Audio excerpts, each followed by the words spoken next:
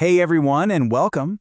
We're about to dive into the solution for a massive, kind of invisible crisis that's happening inside pretty much every modern company right now, the insane complexity of their technology. The solution? It's called AIOps, and trust me, it's not just another tool. It's a whole revolution in how businesses actually run. So let's break down how this whole thing works. We're going to tackle this in 6 parts. First, we'll get a handle on the crisis everyone's facing. Then, we'll meet the hero of our story, AIOps itself. We'll look at the incredible real-world business impact it's having, check out the different ways to approach it, map out the actual path to getting it done, and finally, we'll get a little sneak peek of the amazing autonomous future it's building. All right, so let's kick things off with Section 1, the modern IT crisis. This is really all about that moment when the complexity just completely overwhelms our ability to manage it. I mean, it's a question we've all asked, right? Probably while staring at a spinning loading wheel. With all this incredible technology we have, why do things still break so often? Why are outages and annoying slowdowns just a normal part of our lives? Well, here's the simple and honestly a little scary truth. The sheer volume, the speed, and the variety of data flying out of today's cloud services and microarchitectures has just grown beyond what even the smartest human teams can keep up with. We've basically hit a wall. And that, of course, brings us to Section 2, AIOps, the intelligent solution. You can really think of it as being the central nervous system for a modern digital business. So what is AIOps, really? It stands for Artificial Intelligence for IT Operations. And the most important part, the whole point, is that it uses big data and machine learning to completely flip the script. It moves teams away from that constant, stressful state of firefighting and into a world of proactively solving problems before they can ever even affect a customer.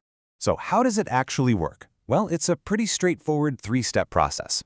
First, it ingests, it pulls in and unifies data from every single tool and system you have. Then, the AI brain gets to work analyzing all of it to spot weird anomalies, and most importantly, find the true root cause. And finally, it automates the fix, either by kicking off a process or by delivering a crystal clear insight to exactly the right team. Now, it's important to know that not all AIOps platforms are created equal. You've got 2 main approaches. Domain-centric applies AI inside of just one tool, like your network monitor. But the whole market is really moving towards domain-agnostic, which acts like an intelligence layer across all your tools. It's kind of the difference between trying to solve a puzzle by staring at one piece versus seeing the whole picture at once. Okay, so what does this actually look like in the real world?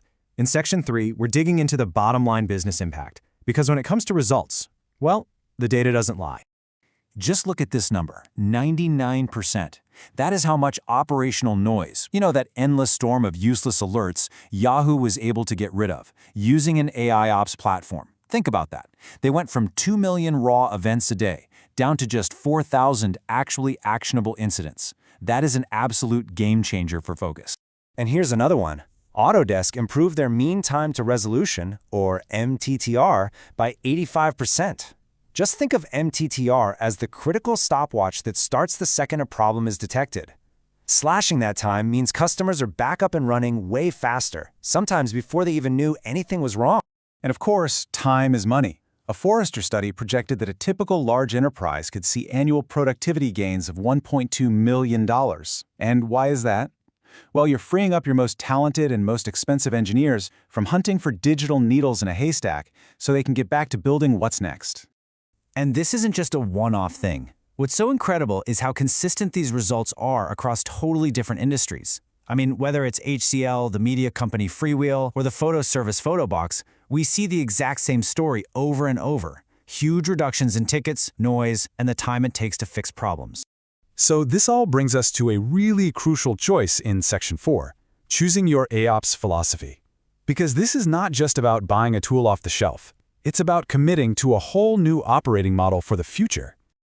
So first up, you have Mugssoft's philosophy, which is all about AI-augmented collaboration.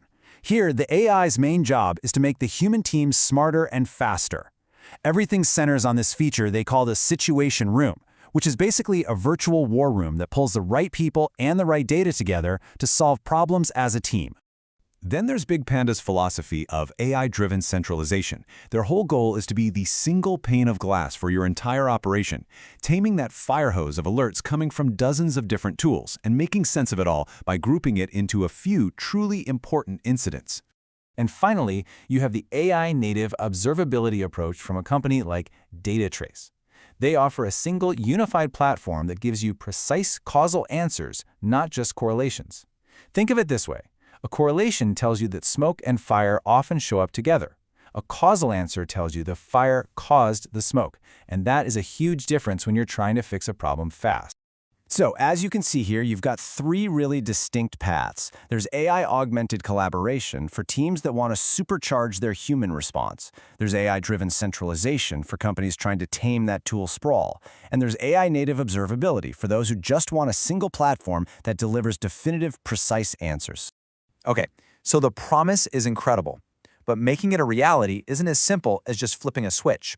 So in Section 5, let's get real about the path to adoption and talk about the hurdles across people, process, and technology. Research shows it really boils down to three major barriers. First, you have people, overcoming that natural resistance to automation and dealing with skills gaps. Second is process. You can't just keep doing things the old way. You have to redefine your workflows for a proactive world. And third, technology. And listen, this is the big one. Poor data quality is the #1 killer of AIOps projects. Garbage in, garbage out. So how do you actually navigate those barriers? Well, you need a blueprint for success, and it looks something like this. First, you analyze and align your goals. Then, you assemble the right cross-functional team. Crucially, you start small, with a high-impact pilot project to get a quick win and prove the value. From there, you measure everything, you learn, you iterate, and only then do you scale deliberately across the whole organization. Which brings us to our final section, and honestly, the most exciting part. The future this is all leading to. Section 6. The future is autonomous, where we move beyond just firefighting to truly self-healing systems. And look, this isn't science fiction. It is right around the corner. Gartner is predicting that by 2026, over 60% of large enterprises will be actively moving towards systems that can anticipate, prevent, and automatically fix problems without any human ever getting involved.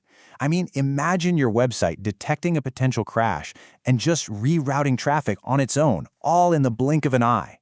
That's the self-healing future. And that leaves us with one last, really crucial question to think about. Is your IT department just a cost center? A team that fixes things when they break? Or by embracing this revolution, is it transforming into the engine of your company's competitive advantage? The choice is becoming clearer every single day.